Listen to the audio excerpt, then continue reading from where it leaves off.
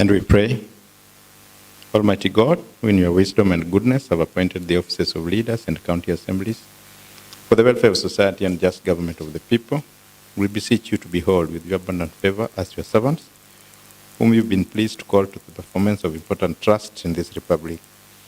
Let your blessing descend upon us here assembled, and grant that we treat and consider all matters that shall come under deliberation in so just and faithful a manner as to promote your honor and glory, and to advance the peace, prosperity, and welfare of our country, and of those whose interests you've committed to our charge. Amen.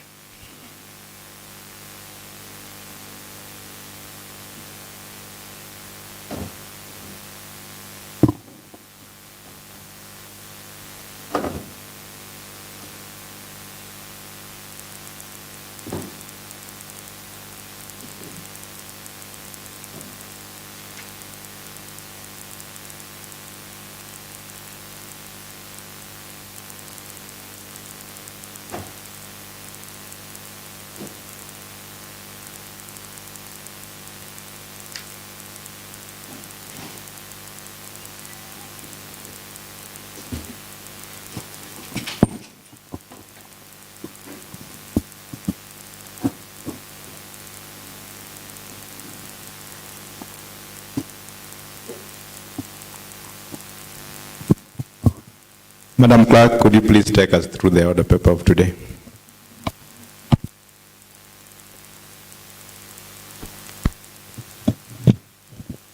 Order paper number 182 of today, Thursday, 16th May 2024 at 2:30 p.m. Order number 1, administration of oath. Order number 2, communication from the chair. Next order. Order number 3, messages. Next order. Order number 4, petitions. Next order. Order number 5, papers. The Honorable Majority Leader.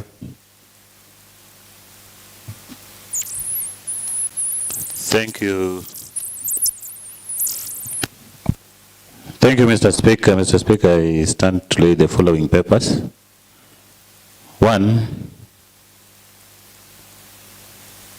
Pursuant to the provisions of Section 32 of the Public Finance and Management Act 2012, I wish to table today, Thursday, 16th May 2024, reports of the Auditor General on 1.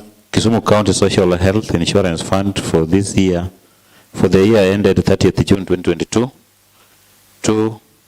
Kisumu County Social Health Insurance Fund for the year ended 30th June 2021, 2022, and 2023.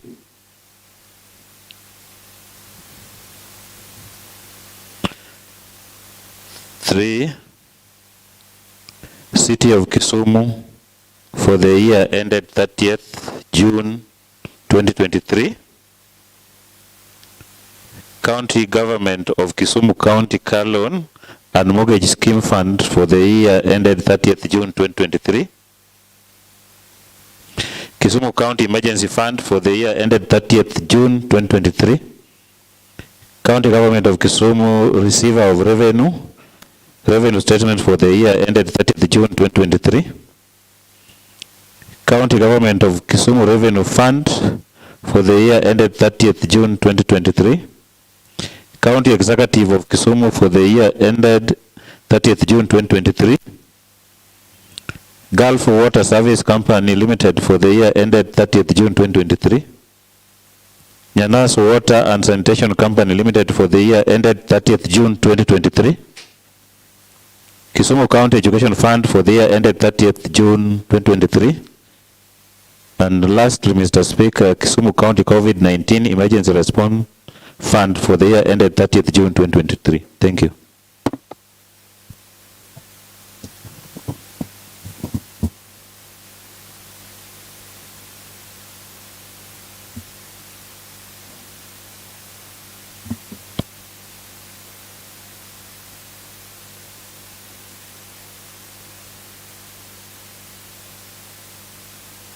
Thank you, Honorable Majority Leader. Honorable Member, I direct that these audit reports be committed to the Committee of Public Accounts and Investment, and a report on each be brought back to this House.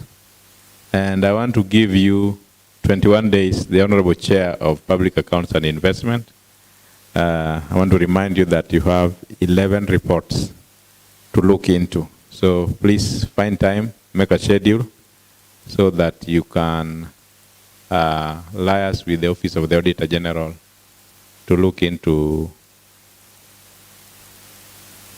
this. I'm being reminded that there are actually 13 reports. So you have 13 reports to report in 21 days. So you have midnight oil to burn so that a report can be brought to this House. Next order, Madam Clerk.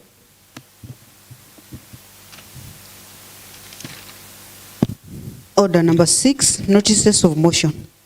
Next order. Order number 7, statements. Honorable members, we are on statements.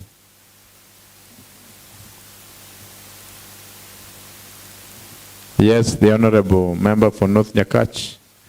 Thank you, Mr. Speaker. Mr. Speaker, I wish to give a personal statement pursuant to the relevant standing order. What's the relevant standing order, Honorable Member? Number 42, Mr. Speaker. Part B.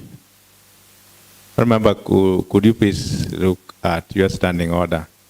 We don't have 42 Part B.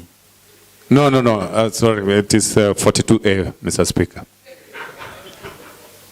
42. I beg your pardon, yes. 42A. Honorable Member, I believe you have your standing order. I do have, Mr. Speaker, but I don't have it with me now. But I contemplate it. It states what I'm going to talk about, Mr. Speaker. So, for purposes of the orders of the House, I will decline to allow you to give statements because you should do it under our standing orders. Mr. Speaker, it's a very, it's really a very suitable statement, Mr. Speaker. I just beg for your indulgence to allow me to proceed, Mr. Speaker. I remember, I would really love to, but you know the standing order provides for ways to give different statements. And I don't know what you want to give. I don't have any statement before me. And very well, Mr. Speaker. Thank you, Mr. Speaker. Now I do have the standing order with me, and it is standing order number 42. Do I have to state the same, Mr. Speaker, or I can proceed? Could you please make reference so that members can understand which one you want to use? This is standing order number 42, which states that during statements hour, a member may by the indulgence of the House explain matters of personal nature, although there is no question before the House, but such a matter may not be debated. Thank you, Mr. Speaker. Mr. Speaker, you are all aware that we, particularly in my area, and of course some parts of Kisumu County have experienced a lot of flood, Mr. Speaker. I really wish to take this opportunity to thank all those people that have tried to come to our help, including the county government of Kisumu, led by... Order, Honorable Member. Yes. I thought you were making a personal statement, but I can hear you make reference to... Of course it can, that is personal, Mr. Speaker. I still take it as personal because nobody else has the time and the opportunity to come and say that kind of a statement here, Mr. Speaker. So at least I have the leverage of putting it across in this wall, in this floor, Mr. Speaker. Of course it's personal. Honorable Member, I'm really struggling to allow you to proceed with your statement, especially when you are mentioning floods, which I don't think is personal. It is personal, Mr. Speaker, because floods is I'm personal. part of, actually, I was one of the people who were affected. Even my personal belongings were affected, Mr. Speaker. So I've got all the due rights, Mr. Speaker, to speak about this, Mr. Speaker. Let me allow you to proceed and we see how it goes before. Thank you, Mr. Speaker. Thank you, Mr. Speaker, for coming to my aid. Mr. Speaker, I'd already started by thanking the indulgence of His Excellency the Governor, who did come to our assistance, and of course, the rest of the Nyakach members also who did come to our help by helping to raise funds and properties to assist some of us who are seriously affected. And Mr. Speaker, we still pray that if should this disaster, I call it disaster because, Mr. Speaker, if you see some of our areas and even where we live now, Mr. Speaker, we still do have a lot of troubles in those areas, Mr. Speaker. I am appealing, and that is why I took this opportunity to make it a personal statement, to thank those who have already taken step to give us the assistance, however small it is. And I still wish to request that those who are still ready and willing to assist, we still need such kind of assistance. Come and visit us with whatever little you have. And that is a personal appeal that I would make in the floor of this House. That even members who are not affected in their areas, please take the excess of what you have, come and visit us and assist us as much as you can. I'm sure even on behalf of Kabonyo Kanyagwal, where Honorable Peter, Oiko Pete is coming from, we do suffer the same fate, Mr. Speaker. And therefore, including you as the Speaker, Mr. Speaker, we are requesting a lot of indulgence and willingness to come and give us more assistance that you do. Thank you, Mr. Speaker, for giving me this opportunity. And I wish to say thank you all. Thank you. Thank you, Honourable Member. Honourable Member, I still want to guide you because you brought a statement that I believe affects a number of people, and not only you. I thought you wanted to thank people who have come to help you as the Honourable Member for North Jakach. And you are seeking help for yourself, because that's what we call personal. But when we are seeking help on behalf of other people, then it's a matter of topical concern that should be brought for these members to deliberate on and see what they can help. So I want to direct that for the kind of help that you need, you might be required to bring statement under Standing Order number 41. 41 to B, I believe. 41 to B or 41.3, so that members can find time to deliberate and see how they can assist the people of Nyakach. Otherwise, thank you so much. Next order, Madam Clerk.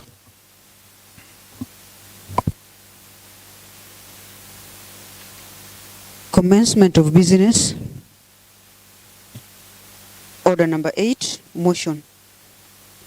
Adoption of a report of PICPAC Committee on examination of the Auditor General's reports and financial statements of Lumumba County Hospital for the financial year ended 30th June 2022. The Honorable Kennedy Ouko.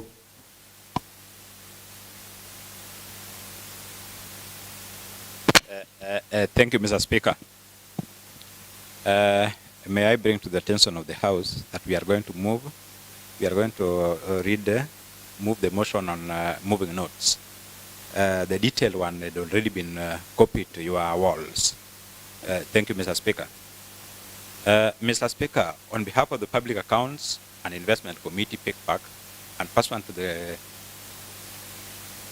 Kisumu County Assembly Standing Orders 188, I wish to present to this House the report of the committee on the audited financial statement of Lumumba Sub-County Hospital financial year 2021-2022.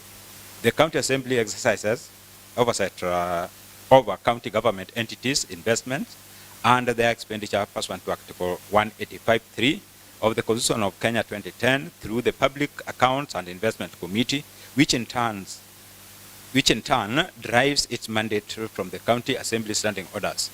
It is instructive that Article 229(8) of the Constitution of Kenya 2010 requires the County Assembly within 3 months after receiving an audit report to debate, consider the report, and take appropriate action. The committee held 2 sittings during which it received both written and oral evidence from the accounting officer on audit queries raised by the Auditor General on the financial statement of Lumumba Sub-County Hospital Financial Year 2021-2022. Honorable Speaker, I wish to register my appreciation to fellow honorable members of the committee, the Office of the Speaker and the Clerk of the Assembly, Committee Secretariat and the Office of the Auditor General for facilitation and technical support that made the production of this report possible. I also thank the management of Lumumba Sub-County Hospital for honoring committee invitations and timely submissions of responses. Special appreciation goes to Hansard Department for ensuring that all meetings with accounting officers are broadcasted live. Honorable Speaker, on behalf of the Public Accounts and Investment Committee, I now wish to table the report on the consideration of the Auditor General's report on the financial statement of the Lumumba Sub-County Hospital for the year ended 30th June 2022 and urge this Honorable House to adopt it. 2.0 report on the Auditor General on the financial statement of the Lumumba Sub-County Hospital for the year ended 30th June 2022. Honorable Speaker, Mrs. Pamela Olilo, Medical Superintendent and the Accounting Officer, appeared before the committee on 31st February 2024 at 10:30 a.m. to adduce evidence on the audited financial statement of the Lumumba Sub-County Hospital for the year ended 30th June 2022. The following officials accompanied him: Mr. Samuel Uchieng, Hospital Administrator, to Mr. Alfred Utieno, Account Clerk. The following officers represented the Office of the Auditor General in the meeting of 31st February 2024. Kennedy Ongoi, Office of the Auditor General. Opinion of the Auditor General is disclaimer opinion. Honorable Speaker, the opinion of the Auditor General on the financial statement of Lumumba Sub-County Financial Year 2021-2022 was a disclaimer of opinion. This is the worst opinion that an auditor can give. A disclaimer of opinion is an opinion issued by an auditor indicating that the auditor was unable to obtain sufficient evidence to form an opinion on the financial statement being audited. This occurs when the auditor believes that the information available to them is insufficient, unclear, and lack credibility, and making it impossible to provide a clear opinion on the accuracy of the financial statement. Honorable Speaker, the purpose of the audit is to provide assurance to the stakeholders that the financial statements are presented fairly and accurately. When an auditor is unable to provide this accuracy, this assurance, they issue a disclaimer of opinion. This type of opinion is seen on a significant. This type of opinion is seen as a significant red flag, as it indicates that the financial statements are unreliable and potentially misleading. Basis for disclaimer opinion. Honorable Speaker, the following issues form the basis of disclaimer opinion. 1, non-compliance with the prescribed financial reporting template. 2, inaccuracies in the financial statement. 3, variances in the transfer from other government entities. 4, inaccuracies in statements of change in net asset. 5, inaccuracies in the statement of cash flows. 6, unbalanced trial balance. 7, unreconciled variances between the financial statement and supporting schedule or ledger. 8, variances between NHIF receipts and bank statements. 9, inaccuracies in the trade and other payable. 10, unsupported rendering of services, that is medical service income. 11, inaccuracies in cash and cash equivalent. 12, failure to open facility improvement bank account. 13, unsupported receivable from exchange transactions. 14, inaccuracies in property and plant equipment. 15, inaccuracies in property and plant equipment. 16, lack of ownership document. lack of ownership documents for land and buildings. 17, lack of valuation report on land and buildings. 18, lack of fixed asset register. 19, undisclosed furniture, fittings, and office equipment. 20, inaccuracies in the inventories. 21, inaccuracies in statements of comparison of budget and actual amount. 22, lack of status guiding existence and operation of the hospital. 23, non-provision of procurement of goods and services related to clinical and medical expenses.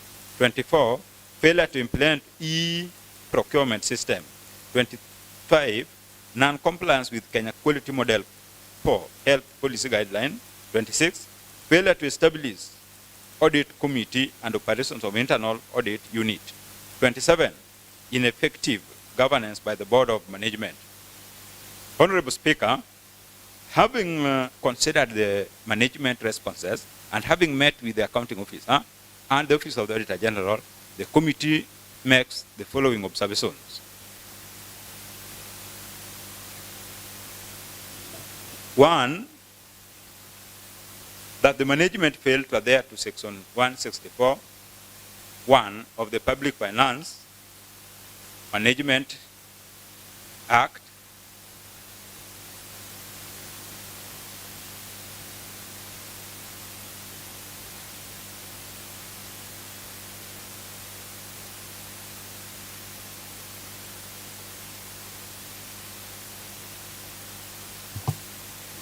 Two, that the management overcasted non-exchange transaction by 95,730 as a result of the recording Kenya shillings 1,333,180 as transfer from other government entities instead of correct amount of Kenya shillings 1,238,450.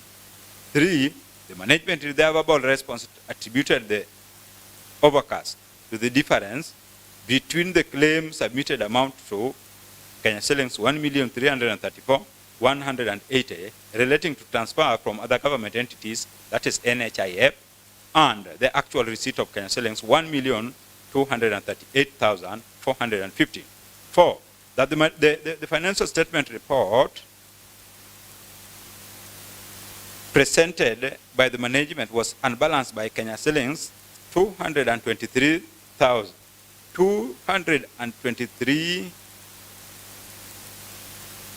million.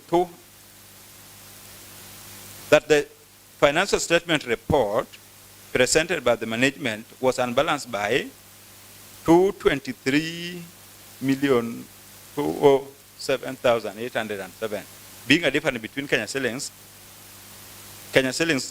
235,079,954, and the liability side 11,872,152.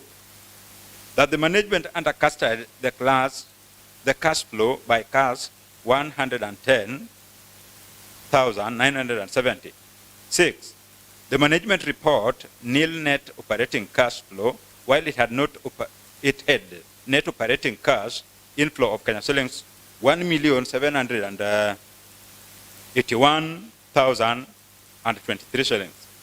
7, that the manager reported nil net increase in cash and cash equivalent instead of Kenya shillings 1,620,679. 8, the statement of cash flow reflected cash and cash equivalent balance of Kenya shillings 2,330,578, which differ with the correct position of Kenya shillings 3,291,706, i.e. net increase in cash and cash equivalent of Kenya shillings 1,620,679, and opening cash and cash equivalent of Kenya shillings 1,671,107 shillings. 9, the trial balance used to prepare the financial statement reflected total debit and credit balance of Kenya shillings 247,453,9 995 and Kenya shillings of 24,113,593, therefore did not balance. 10, that the management failed to support expenditure amounting to Kenya shillings 700,359 shillings relating to medical and clinical costs during the time of audit and the time of committee deliberations. 11, the committee observed that the management was treating invoices as receipts. Thus, the cost of the variance of Kenya shillings 95,730. Mr. Speaker, that the management failed to support trade payable amounting to Kenya shillings 231,998 during the time of audit and as the time of committee deliberations. 13, that the management failed to provide evidence to support medical service income amount to Kenya shillings 5,112,434 during the time of audit. 14, the auditor submitted in the committee meeting that the issue had been satisfactorily explained by the management. 15, the cash book was neither checked by the next senior officer or internal auditor, nor did the accountant capture either voucher number or check number in cash book. 16, that the management failed to adhere to Section 5A of the Kisumu County Health Facility Improvement Fund Act 2021, which states that each public health facility shall open and operate a bank account called Facility Improvement Bank Account in respect of each facility. 17, that the letter of referent GN 133 volume X1 or volume 10 stroke bracket 174 dated 24 March 2022 by the Chief Officer Health instructed the management not to comply with Section 5.1 of the Kisumu County Health Facility Improvement Fund Act 2021. 18, the management failed to record additional acquisition during the financial year under review. 19, the title document provided for audit show that the land on which the hospital is built is in the name of the defunct Municipal Council of Kisumu. 20, that the management failed to disclose in the financial statement value of land and building. 21, that the management failed to Regulation 136(1) of the Public Finance Management Act, that is County Government Regulation 2015, which provides that an accounting officer shall be responsible for maintaining a register of assets under his or her control or possession as prescribed by the relevant law. 22, that the management failed to disclose hospital furniture fittings and official and office equipments, contrary to paragraph 26, 27 of the International Public Sector Accounting Standard, IPSAS 17, which states that an item of property, plant and equipment that qualifies for recognition as an asset shall be measured at its cost. 23, that the management contravened Section 162(1) of the Public Procurement Asset Disposal Act 2015, which states that an accounting officer of a procuring entity shall ensure that all inventory, stores, and asset purchased are received, but shall not be used until taken on charge and as a basis for ensuring that all procurement items are properly accounted for and put in play proper use as intended by the procuring entity. 24, that the management failed to prepare the budget estimate for revenue contrary to the requirements of Regulation 28(1) and 2 of the Public Finance Management County Government Regulation 2015. 29, that contrary to the requirement of Public Procurement Asset Disposal Act 2015, the management did not competitively procure goods, services relating to medical and clinical costs of Kenya shillings 1,583,511 during the year under review. Further, there was no supporting procurement document provided for verification at the time of audit and during committee deliberations. As such, it was not possible to ascertain the validity of the transaction.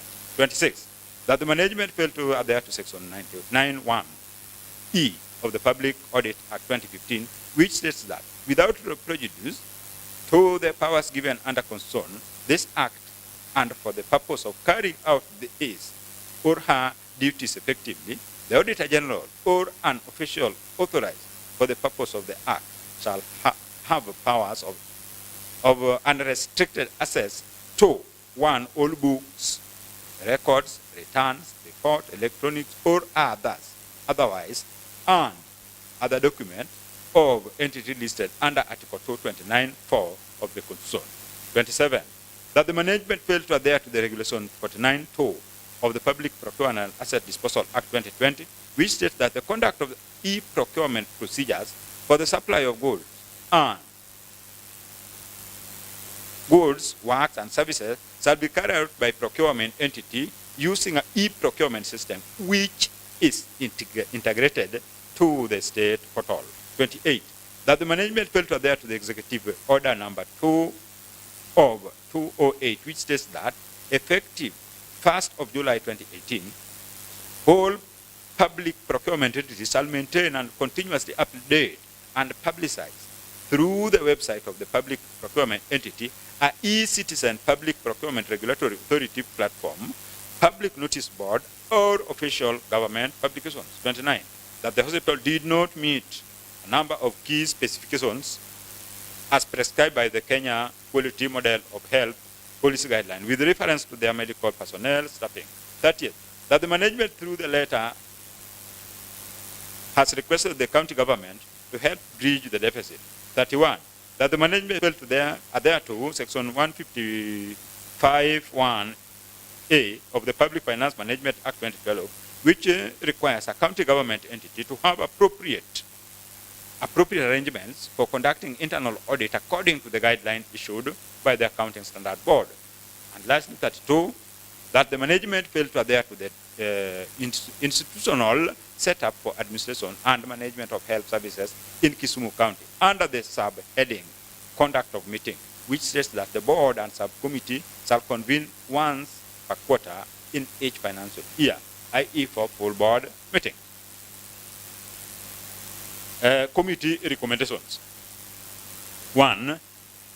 That going forward, the management must adhere to Section 164(1) of the Public Finance Management Act 2012 on the preparation of the financial statement. 12.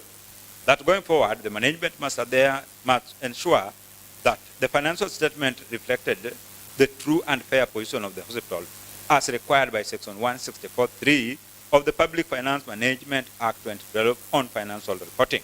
3.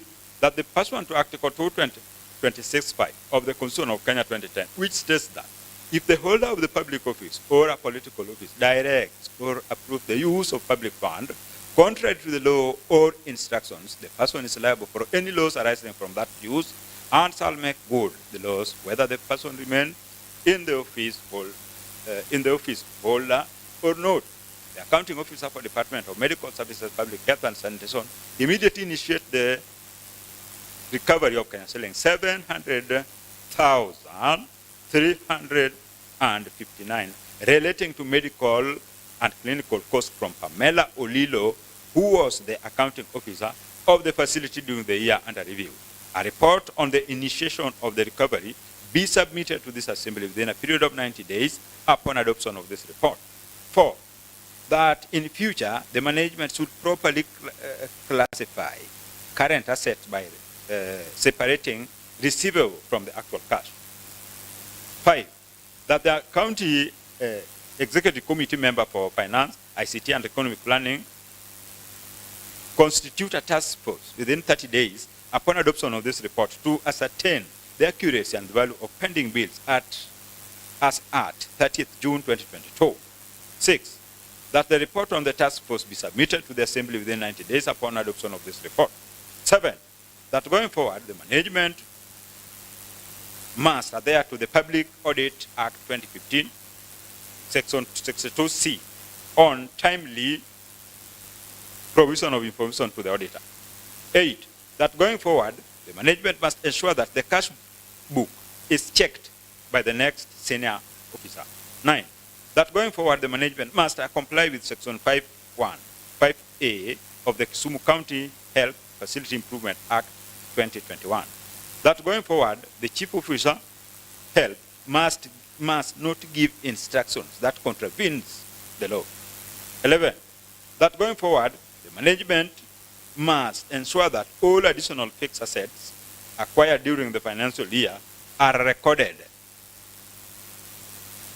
12, that the accounting officer, Department of Health, initiates the process of transferring the title deed from the Municipal Council of Kisumu to Lumumba Hospital and report on the same be submitted to the Assembly within a period of 90 days upon adoption of this report. 13, that the accounting officer initiates with immediate effect valuation of all land and buildings and report on the same be submitted to the Assembly within a period of 90 days upon the adoption of this report. 14, that going forward, the management must adhere to Regulation 136(1) of the Public Finance Management Act, County Government Regulation 2015, which provides that the accounting officer shall be responsible for maintaining a register of assets under his or her control or possession as prescribed by the relevant laws.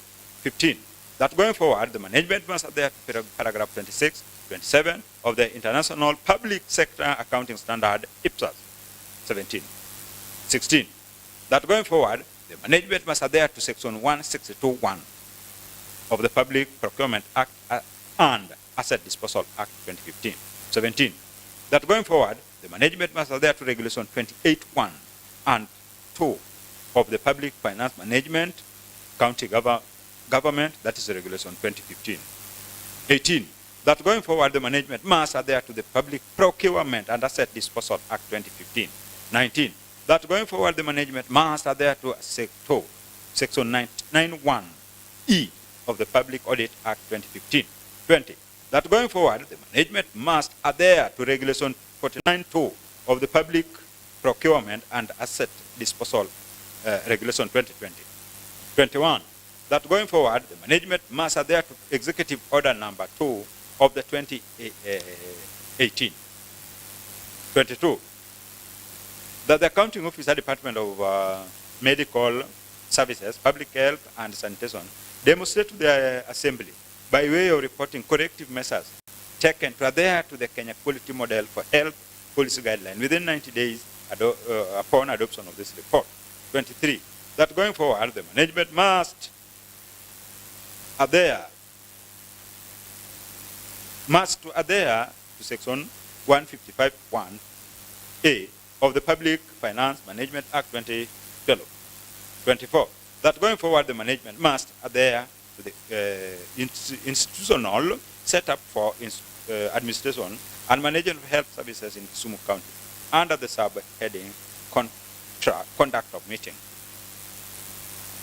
Mr. Speaker, I hereby request this House to adopt this report of the Public Accounts and Investment Committee on the consideration of the Auditor General's report on the financial statement of the Lumumba Sub-County Hospital for the year ended 30th June 2022. May I call upon Honorable Nancy Matara to second. Thank you, Mr. Speaker.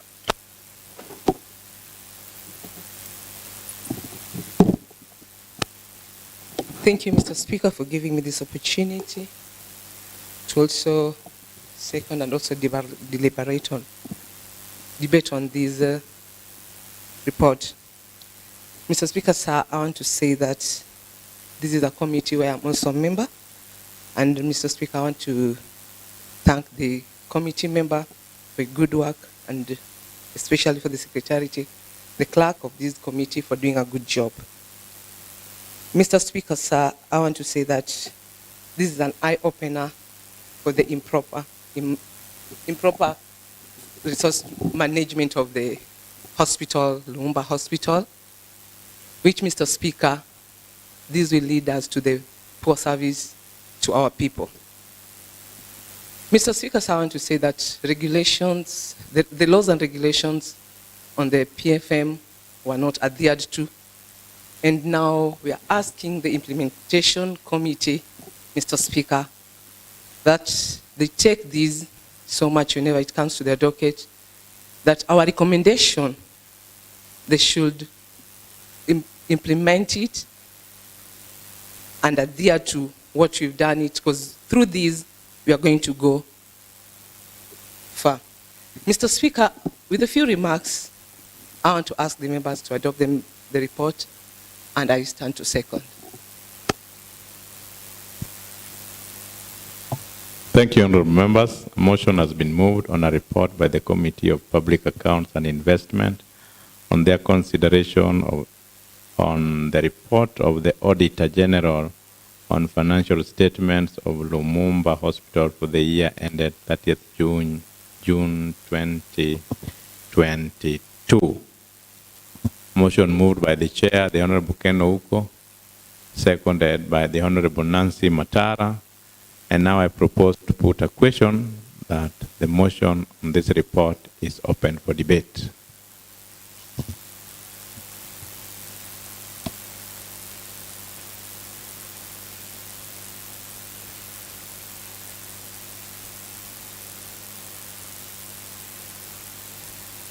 Yes, the Honorable Tom Nyauke. Thank you, Mr. Speaker. Mr. Speaker, my appreciation to the PICPAC committee that came up with this report, Mr. Speaker. Although the report is talking about the period that is ending 30th June 2022, but all the same, Mr. Speaker, they have looked at very important issues that they have brought before this House for consideration for adoption, Mr. Speaker. We have looked at the details of some of the things that they have handled and a raft of recommendations that they have given in this particular report, Mr. Speaker. Mr. Speaker, it is evident that most of our people, or the people that we put in these positions, have not, or I wonder whether they look at this, particularly Article 226, Section 5 of the Constitution, 2010, Mr. Speaker. In most cases, we have got lots of reports talking of officers who have not, or who have failed, maybe by knowing or unknowingly failing to adhere to this particular law, Mr. Speaker. Mr. Speaker, it is important to note, and I actually beg that the officers that are put in these particular positions, if possible, we should be making them to recite this clause, Mr. Speaker, like a prayer every morning in their places of work. Mr. Speaker, this is a very serious article which states that if the holder of a public office or a political office directs or approves the use of public funds contrary to the law or instruction, the person is liable for any loss arising from that use and shall make good the loss, whether the person remains the office holder or not.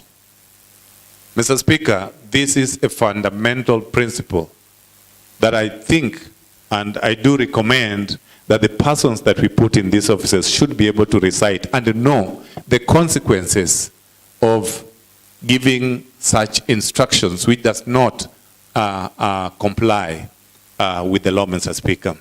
Mr. Speaker, I have seen the committee has therefore recommended, and this is a very important recommendation, that the officer in charge, the chief officer in charge of this department should commence the repossession of the 700,000 which was misused by a particular person, a particular individual, Mr. Speaker. Mr. Speaker, we challenge in this House the implementation committee that indeed they are supposed to take up this matter seriously. And Mr. Speaker, we are waiting to see when and what time that this money is going to be recovered, Mr. Speaker. The recovery of such amounts if done and we get back the report in this House, Mr. Speaker, it is when some of these officers are going to take us serious, Mr. Speaker. It is therefore my prayer that the committee for implementation, and I hope some of the members are here and they must be listening, Mr. Speaker, that we need, and we will take close look at this report, Mr. Speaker. We have them with us, and we shall be taking note when the time comes, because the period of time has been given there by the committee who has given the recommendation, Mr. Speaker, that the recovery must start at a particular time, and we need to see this money recovered, Mr. Speaker. Mr. Speaker, I want to call upon my fellow members that adopting this report now is very important, so that we realize the recommendations and the very good recommendations that have been given, Mr. Speaker, so that we proceed going forward.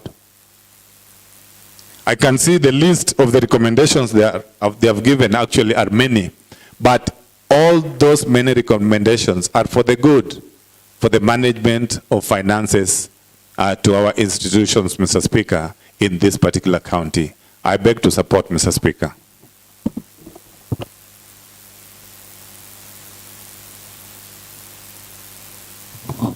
Yes, Honorable Peter Henry Obaso. Thank you, Mr. Speaker. Mr. Speaker, let me start by applauding the committee for the job well done on this report. For a matter of fact, Mr. Speaker, any institution that fails to comply with financial regulations and policies, then is doomed to fail. And that's what we are seeing here. From this report, they have failed to comply with the regulations, and we can see the variances, we can see the irregularities in this report. So I want to urge the concerned department to employ those who will raise the standard of the financial management at that institution. Secondly, Mr. Speaker, my attention was captured in a certain on recommendations, number 13, where non-compliance with the Kenya Quality Model for Health Policy guideline. From this report, you can see that as a level 4 hospital that Lumumba is, we still don't meet the threshold to be called a level 4 hospital. It lacked a renal unit, a mortuary, and the staffs, they are understaffed. And I think with an hospital like Lumumba, which we hold in high regard, I think this it should be well equipped with the required human resource, required equipment, so that it can continue giving services, quality services to our people. With those few remarks, I beg the adoption of the recommendation. Thank you.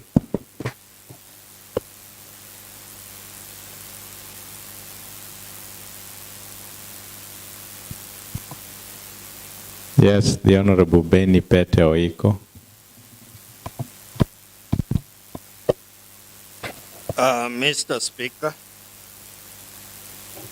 in a row we have been handling the audited accounts of health facilities in Kisumu County. And this gives us a good picture, because this is the one of 30th June 2022, which is not so long ago. That means some good work is being done in terms of our health facilities, so that they are audited and we know our financial management in these health facilities. Mr. Speaker, this one is also a disclaimer opinion, implying that things are not okay. The management of finances in this health facility, Lumumba, is not properly done. That is a picture we are getting here. And from this picture, we are seeing the staff, the accounting officer who is the medical doctor, the hospital administrator, and the accounts clerk. And the auditor is telling us the records were not properly kept. It is upon us to raise this matter seriously with the executive, so that the coming years, this mistake, this picture does not continue. Because if a lot of money is being pumped into the health facility and the financial records are poorly kept, it gives a poor picture of management, Mr. Speaker, sir. So we need to take this matter seriously with the executive, so that we see value for our money. We may assume that there is misappropriation of funds, but the main problem is just poor record keeping. Like when we look at the trial balance and balanced trial balance, we are being told the expenditure side, which is the debit side, is 247,453,995. That is the expenditure. And the income is merely 24,113,539. This gives a picture that the person indicated here as accounts clerk may not have any little knowledge on finance. Yet, an accounts clerk should have the basic finance knowledge. So one would wonder how they were able to spend that kind of money if they did not receive it. Mr. Speaker. Mr. Speaker, when we go to page 17, we are also again being told of poor record keeping on money received from National Hospital Insurance Fund and the bank statement. Figures don't add up, because the personnel we have engaged there does not understand financial matters. And it will be hectic for a medical doctor to write the cash book, to go bank the money. The medical doctor's work is to attend to the patients. Mr. Speaker, it is just the same story in this report. And since we have now known what ails our health facilities, we need to make good recommendation and ask the health committee to also help us on this. Mr. Speaker, when we go to page 22, the Facility Improvement Act was enacted by this House, and this was 2020-2021, Mr. Speaker. And we are being told that no account was opened for this fund. So one will ask, the collection was being done and being spent direct, or where was the money being kept? And another question comes, was the hard cash that was being collected? Or what was happening? But since we have been given the picture that we don't have people with good knowledge in finance, any dirty thing would have happened, Mr. Speaker. Mr. Speaker, I've also come across a report here where at times the health facilities were being instructed to collect money. And the then chief officer was giving that instruction. That meant the system, the soft system of collecting money would have failed. And then they were now collecting hard cash, which can happen in an institution. This matter surfaced in a certain committee, but because we were not aware of this, we thought it is the current administration doing it. Yet, this happened around 2022, before June 2022. So the implementation committee should be made to aware that the record that was being referred to were the records before 30th June 2022. It is not the current bosses who gave instruction, but it is normal. Order, honorable member. Remember, matters before a committee that has not been brought before this House. I think you should not discuss them in the plenary. You can save that and go and share the same in the committee. I believe you stand guided. Yes, Mr. Speaker, I oblige. But Mr. Speaker, we hope we shall give good direction so that our health facilities are properly managed. Because we are now getting the picture of what ails our health facilities when it comes to financial management. Mr. Speaker, I support the report and we move ahead.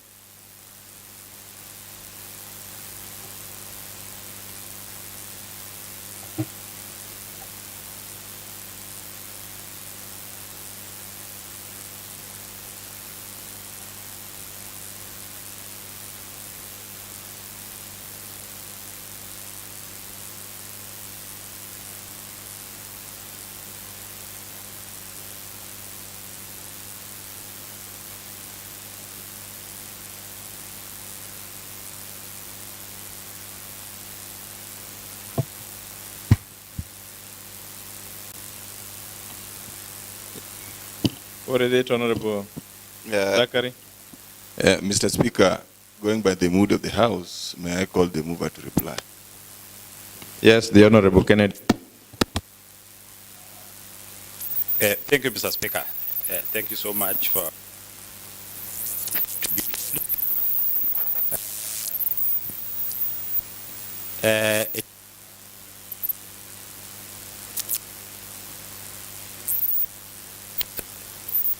most and it is brought to members to give their input, reject, or accept it. For those who have talked, thank you for endorsing this, our report. and we are happy. Only disappointed to an extent that this is one of our functions as members of the county assembly, and more so on the oversight role given to us. And that many a times we find the usual commentators commenting on this, and most of the members probably are not putting their input, although it is not a must for them to do this. I know if all our officers would go through Public Finance Management Act 2012, County Government Regulation 2015, we will be home and dry. But I know they don't know this. It's only that I recommend, I also commend member for Mr. Nyaoke, Honorable Nyaoke, and Honorable Baso, and Honorable Billy for contributing on this and reminding our officers to go through these laws so that they don't come in conflict with the laws. It is very important. We also have Public Procurement and Asset Disposal Act 2015. It is also important this will have this so that next time when they come here they can comply. Our work, the Finance Committee, is to monitor, but our work mostly as PECPAC is to evaluate. So we have done all the evaluations and we have brought all the reports here. We are happy that you are appreciating this, and going forward we will still do what is expected of us. Otherwise, I'm very happy. Thank you very much, members. Thank you very much, Mr. Speaker. I beg to reply. Thank you. Thank you, honorable members. A report from the Committee of Public Accounts and Investment on their consideration of the Auditor General's report on the financial statements of the Lumumba Hospital for the year ended 30th June 2023 has been moved as a motion, seconded, debated by the honorable members, and now I propose to put a question for adoption, that as many as of the opinion that this report be adopted, say aye. Aye.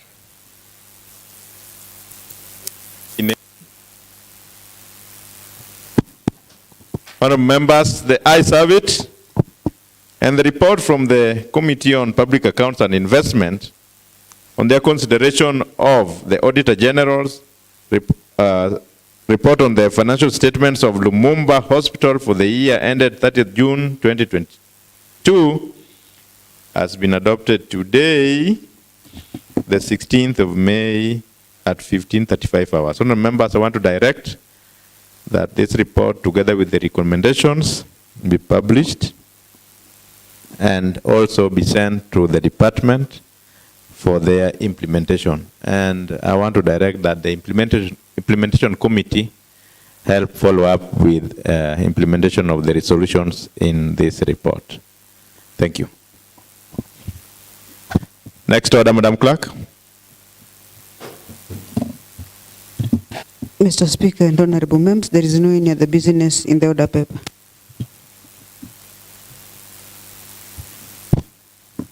Thank you, members. There being no any other business in the order paper, the House stands adjourned until Tuesday, 21st of May, 2024 at 2:30 p.m.